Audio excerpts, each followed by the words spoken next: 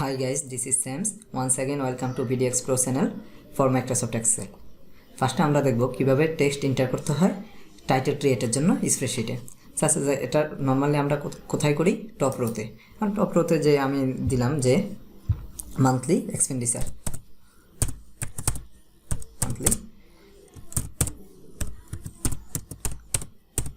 Monthly expenditure. দেন এটা দেওয়ার পরে এটা দেখেন যে আমি যদি এখান থেকে নিয়ে যাই এটা একটা ঘরে আছে, এবং এখানে যদি অন্য কোনো লেখা দিই সাপোজ 1 2, তাহলে ওটা দেখা যাচ্ছে না। তাহলে আমরা এটাকে টাইটেল আকারে দিতে হলে আমরা কি করব, এই টোটাল রোটাকে সাপোজ আমি এখান পর্যন্ত আনবো। এখান পর্যন্ত আনার জন্য আমরা এটাকে সিলেক্ট করে কি করব, মার্জ অ্যান্ড সেন্টার করব। দেন আমি যদি ফন্ট চেঞ্জ করতে চাই, সাপোজ আমি এরিয়াল ব্ল্যাক দিব, দেন ফন্ট সাইজ 14 দিব। দেন হচ্ছে আমি এটার ব্যাকগ্রাউন্ড কালারটা চেঞ্জ করতে চাচ্ছি, আমি ব্যাকগ্রাউন্ড কালারটা এটা দিব, আর উপরে কালারটা ব্ল্যাকে থাকুক। দেন আমরা একটা সেলে যাব, সেলে যাই আমরা এখন যদি লিখতে চাই যে আমরা বিলগুলা করব, যেমন মান্থলি এক্সপেন্ডিচারের জন্য আমাদের যে বিলগুলা লাগে সেটা করব। ফার্স্ট আমরা কি করব, বিলস লিখব। লেখার পরে আমি ইন্টার দিব, ইন্টার দিলে পরবর্তী রোতে চলে যাবে। পরবর্তী রোতে যাওয়ার পর আমি বিলসগুলোর মধ্যে কি কি আছে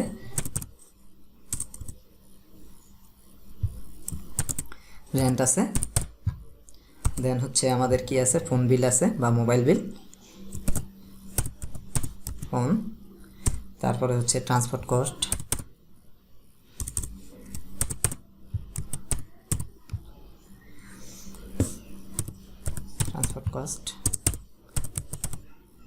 তারপরে আমাদের আছে কি ক্রেডিট কার্ড।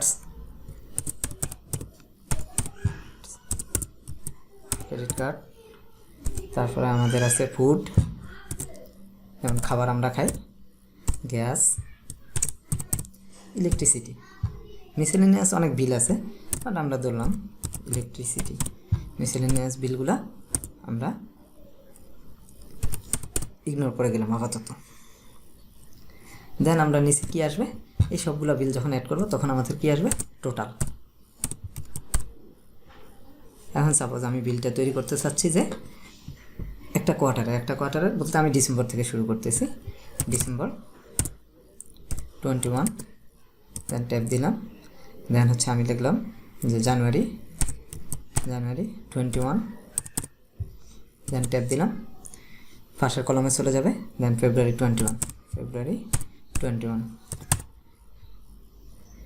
এখন দেখেন আমি এই যে ডেটগুলো লিখলাম, ডেট ফরম্যাটটা কি হচ্ছে যে আমার ইয়ারটা আগে চলে আসছে। এখন আমরা নর্মালি আমাদের এখানে কি হয়, ইয়ারটা পরে আসে। সেক্ষেত্রে আমরা এখান থেকে কাস্টমে যাব, কাস্টমে যে মোড নাম্বার ফরম্যাটে যাব। দেন কাস্টম থেকে দেখেন আমি এই ফরম্যাটটাকে যদি চুজ করে নিই, এখানে নিয়ে আসি, তাহলে দেখেন ওকে করে দিলাম। দেন সবগুলো কি আমার ফরম্যাটটা চেঞ্জ হয়ে গেছে। এখন দেখেন আমরা এটাতে ভুল করছি, এবং এডিট করার জন্য আমরা কি করব, যে এখানে 21 হবে, আমি লিখছি 22। তো এডিট করার জন্য ডাবল ক্লিক করব, ডাবল ক্লিক করে দেন এখানে যে প্যাকেজ স্পেস দিয়ে আমি 21 দিয়ে দিলাম। দেন এন্টার দিলাম, দেখেন আমার এখন ফরম্যাটটা ঠিক হয়ে গেছে।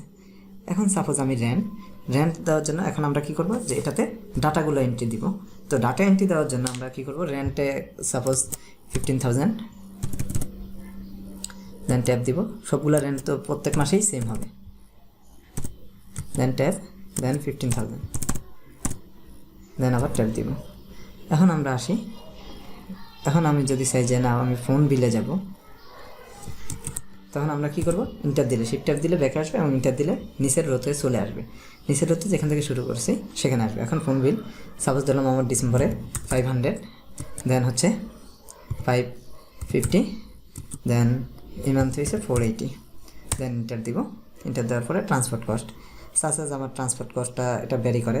এই মাসে সাপোজ 2000, দেন এখানে 2500, দেন এখানে 2250। দেন আমি আবার ইন্টার দিব, ইন্টার দেওয়ার পর ক্রেডিট কার্ড 5000, দেন ট্যাব দিব, এখানে 5500, দেন এখানে 4980, দেন আবার ইন্টার দিব। ফুডের কস্টটা এটাও ভ্যারি করে, 4000 একজন সিঙ্গেল পার্সনের জন্য, যদি এখন বর্তমান সময়ে এটা হয় না। 5000, দেন হচ্ছে 5500। দেওয়ার পরে আমরা কি করব, আবার এন্টার দিব, এন্টার দিয়ে গ্যাস বিল এখন আমরা জানি 1000 দুটি নিলাম, দেন 1000, দেন 1000। অ্যান্ড ইলেকট্রিসিটি বিলটা কী করে, ভ্যারি করে। সাপোজ এটা 1250, 850 যখন কম। এখন হচ্ছে যেহেতু শীতকাল আমাদের ফ্যানগুলো কম চলে, দ্যাটস ওয়াই এখন 800। দেন আমরা ইন্টার দিব। ইন্টার দেওয়ার পরে এখন দেখেন আমি যে উপরে যে লাইনটা নিয়েছি এখানে বিলস ডিসেম্বর ফেব্রুয়ারি এই জিনিসগুলো, এখন আমরা এখানে কি করতে পারি, এখানে একটা টোটালে ব্যবহার করতে পারি, টোটাল। দেন হচ্ছে আমি কি করতে পারি, পার্সেন্টেজ, যে আমার কস্টটা কোথায় সবচেয়ে বেশি লাগে আমরা সেটা পার্সেন্টেজ নির্ণয় করতে পারি, পার্সেন্ট। এখন আমি উপরের লাইনটাকে টোটালটা সিলেক্ট করে এটাকে কি করব, বোল্ড করে দিব। এবং আমি লেখাটা এটা রাখতে চাচ্ছি না, আমি এটা করতে চাচ্ছি, আমি এটা করে দিলাম। দেন হচ্ছে আমি চাচ্ছি যে লেখাটা এই কালার না, আমার লেখাটা এই কালার থাকবে, কালারটাও চেঞ্জ করে দিলাম। এখন এখানে টোটালে যে আমরা কি করতে পারি, যে টোটালে যাওয়ার পরে যখন আমরা অনেক ডাটা নিয়ে কাজ করব, ভ্যালুগুলো বসানোর পর টেক্সট অলওয়েজ আমরা এই দেখেন নিউমেরিক ভ্যালু এবং টেক্সটের মধ্যে ডিফারেন্সটা দেখেন। তো এখানে নিউমেরিক ভ্যালু এবং টেক্সটের মধ্যে খুবই নর্মাল, যে এটা হচ্ছে টেক্সট, এটা নিউমেরিক ভ্যালু, এটা একটা ডিফারেন্স হতে পারে। বাট অ্যাকচুয়ালি একটা কমন ডিফারেন্স হলো যে টেক্সটটা অলওয়েজ লেফট অ্যালাইন হয় এবং নিউমেরিক ভ্যালুগুলো রাইট অ্যালাইন। এবং এটার জন্য কেন রাইট অ্যালাইন হয়, কারণ ডেসিমালের পরে যদি সাপোজ 15,000.50 যদি হতো বা 15,050 পয়সা, 15,000 টাকা 50 পয়সা যদি হতো, সেক্ষেত্রে কী হচ্ছে, ওই যে ডেসিমালের পরের অংশগুলো বা দশমিকের পরের অংশগুলো কি একই অ্যালাইনে থাকে। এই জন্য নিউমেরিক ভ্যালুগুলো অলওয়েজ কী হয়, বা সংখ্যার যে ভ্যালুগুলো আছে সেটা অলওয়েজ রাইট অ্যালাইন হয়, আর টেক্সট অলওয়েজ লেফট অ্যালাইন হয়। এখন আমরা কি করব, যে এখানে টোটাল, এখন টোটালের ফর্মুলা, এখন আমরা এখানে টেক্সটের মধ্যে আমরা কি করব, যে ফর্মুলা ইন্ডিউস করব, অর্থাৎ বেসিক ফর্মুলা যেগুলো আমরা ক্রিয়েট করব, দেখি যে আমাদের ফর্মুলাটা কীভাবে কাজ করে। তো বেসিক ফর্মুলা ক্রিয়েট করার জন্য আমরা কি করি, ইকুয়াল, ফার্স্টে ইকুয়াল দিই। ইকুয়াল দেওয়ার পরে আমরা হচ্ছে সেল রেফারেন্স, অর্থাৎ রিলেটিভ সেল রেফারেন্সটা ইউজ করি, অ্যাবসোলিউট না। অ্যাবসোলিউট মানে যে মানটা আছে ওটাই, তখন আর চেঞ্জ হবে না। বাট রিলেটিভটা চেঞ্জ করলে আমার যদি ওই ঘরের মানগুলো চেঞ্জ হয়, আমি যখন টেমপ্লেট বানাবো, যেমন এখানে 15,000-এর জায়গায় যদি 12,000 হয়, তাহলে আমার টোটালে এসে ওভারঅল অটো চেঞ্জ হয়ে যাবে। তো আমরা অলওয়েজ রিলেটিভ সেল রেফারেন্সটা ইউজ করি। এখন ইকুয়াল দেওয়ার পরে আমার এই সেলটা কত আছে, B6-এ আছে, তাহলে আমি লিখতে পারি কি, B6 plus B7 plus B8 plus B9 plus B10 plus B11 plus B12। এখন ইন্টার দেওয়ার সাথে সাথে আমার এই ভ্যালুটা চলে আসবে। এখন আমি রিলেটিভ ভ্যালু ইউজ করার ক্ষেত্রে এটা কয় করার পরে এখানে দেখেন, অর্থাৎ B13 এসে অ্যাড হয়েছে, তাহলে এটাও সেমভাবে কি C13 D13। তাহলে আমি যদি এই ফর্মুলাটাকে এখান থেকে Ctrl+C দ্বারা কপি করে এখানে এসে Ctrl+V দ্বারা পেস্ট করে দিই, তাহলে এটা টোটাল অ্যাড হয়ে যাবে। এবং এখানেও যদি সেম কাজ করি, Ctrl+V দ্বারা পেস্ট করি, এটাও টোটাল অ্যাড হয়ে যাবে। এখন এখানে আমরা আবার কি করব, যে ইকুয়াল দিব, ইকুয়াল দিয়ে একইভাবে ফর্মুলা ইন্ডিউস করব। ইকুয়াল দেওয়ার পরে দেখেন এটা হচ্ছে আমার কি সেল রেফারেন্স বার, অর্থাৎ অ্যাড্রেস বার, আর এটা হচ্ছে ফর্মুলা বার। এখন ফর্মুলা বারে আমার কি ইকুয়াল আসছে। ইকুয়ালের পরে আমরা এখানে যদি দেখি এটা কত, B6, এটা C6, এটা D6, তাহলে আমরা এখন লিখতে পারি B6 plus C6 plus D6 plus, এখন কি করি, যে আমরা ইন্টার দেওয়ার সাথে সাথে আমার এটা অ্যাড হয়ে গেছে।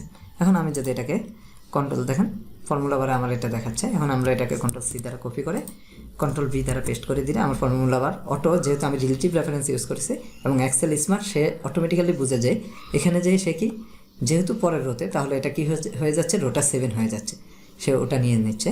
এখন আমি যদি সবগুলোতে এইভাবে অ্যাড করে দিই, তাহলে দেখেন সবগুলা Ctrl+V দেওয়ার সাথে সাথে অটো অ্যাড হয়ে যাবে। কারণ অ্যাড হওয়ার পরে এবং সবগুলো অটো অ্যাড হয়ে চলে আসছে। এবং আমি যদি এই ঘরটায় যাই, দেখেন B13 C13 D13 আমার ফর্মুলা বারে দেখাচ্ছে E13, অ্যাড্রেস বারে E12-এ দেখাচ্ছে B12 C12 D12, E12 হচ্ছে অ্যাড্রেস বার বা নেম বক্স সেল রেফারেন্সটা। এই জন্য আমরা কী করি, রিলেটিভ সেল রেফারেন্স ইউজ করি। এখন আসুন পার্সেন্টের বেলায়, আমরা এখন ইকুয়াল দিব। ইকুয়াল দেওয়ার পরবর্তী সময়ে আমরা কি করব, যে পার্সেন্ট নির্ণয় করার জন্য আমরা পার্সেন্টের নর্মাল ফর্মুলা জানি কি, এই গড়ের ভ্যালুটা আমরা লিখব। এই গড়টা হচ্ছে কত? E6। তাহলে আমরা লিখব E6 ডিভাইডেড এটা কত দেখেন E13 ডিভাইডেড E13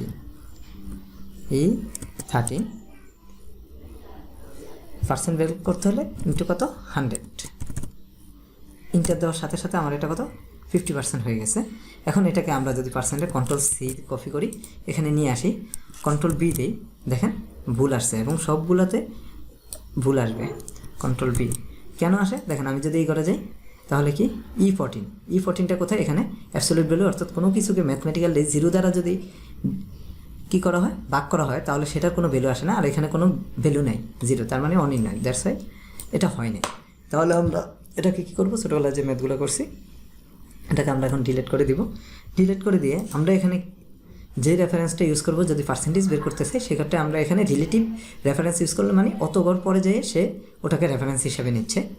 একটু আগে আমরা যেমন ফর্মুলায় দেখছি এখানে 3টা গড় অ্যাড হয়ে এটা আসছে, সে একইভাবে এখানে 1 2 3 4 5 6 7 অর্থাৎ 7 গড় পরে যায় সে আবার কী করতেছে ফর্মুলা নিচ্ছে, ওখানে 7 গড় পরে গেলে যখন এই করে যাই তখন এই ভ্যালুটা কি 0 বা নাও। তো আমরা এখানে অ্যাবসলিউট রেফারেন্সটা ইউজ করবো। অ্যাবসলিউট রেফারেন্স ইউজ করার জন্য আমরা কি করব, ইকুয়াল দিব। ইকুয়াল দিয়ে এটা হচ্ছে E7, আমি লিখব E7 ডিভাইডেড বাই আমার টোটাল যেটা আসছে 89160 ইন্টু 100, ইন্টার দিব 1.7106। এখন আমি যদি এটাকে কপি করি কন্ট্রোল সি দ্বারা, যেহেতু অ্যাবসলিউট ভ্যালু এখানে আসা মানে আমার এটাকে সে অটো নিয়ে নেবে, E7 নিচে এখন E8 নেবে, কন্ট্রোল বি দ্বারা পেস্ট করি, দেখেন হয়ে যাচ্ছে। এখন আমরা যদি একটা কাজ করি যে আমরা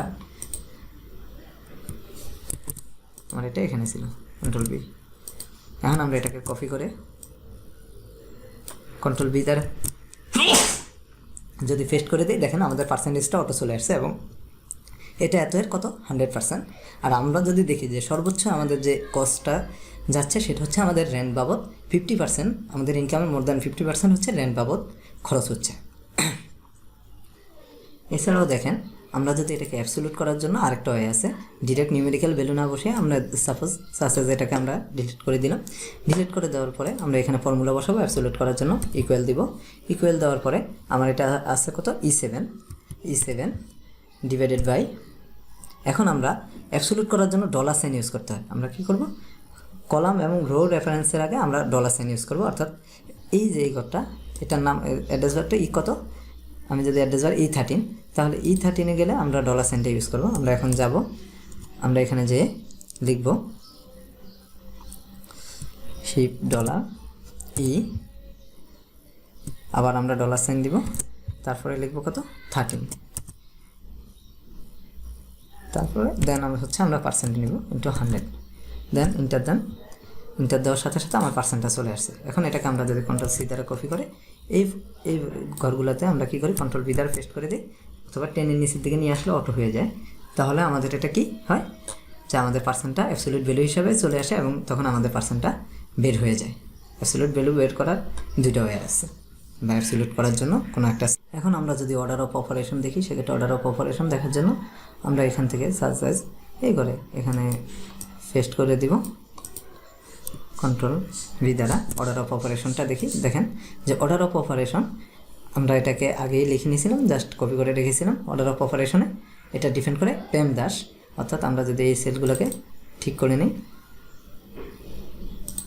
তাহলে আমরা দেখতে পারি যে অর্ডার অফ অপারেশন এটা ডিপেন্ড করে প্রেম দাস, পি দ্বারা প্যারান্থিসিস মিনস হচ্ছে ফার্স্টে বন্ধনীর কাজ করতে হবে। আপনারা ছোটোবেলায় যে সরল অঙ্ক করেছেন এক্সেলও সেমভাবে কাজ করে। ই হচ্ছে এক্সপোনেন্ট, এম হচ্ছে মাল্টিপল, এক্সপোনেন্ট মানে হচ্ছে সূচক, এম মাল্টিপল মানে হচ্ছে কি গুণ, ডি ডিভাইড ভাগ, এ অ্যাড, দেন হচ্ছে অ্যাড করে, এস সাবট্রাক্ট, সবার শেষে হচ্ছে সে কী করে অটোমেটিক্যালি সাবট্রাক্ট করে এবং সে এই অর্ডার অফ অপারেশনটা মেনে চলে। এক্সেল নিজেই এই যে সরল অঙ্কের যে রুলসটা আছে সে ওই রুলসটাকে সে ফলো করে। সো আমরা বলতে পারি যে এক্সেল নিজে একটা স্মার্ট অবজেক্ট এবং সে নিজেই অর্ডার অফ অপারেশন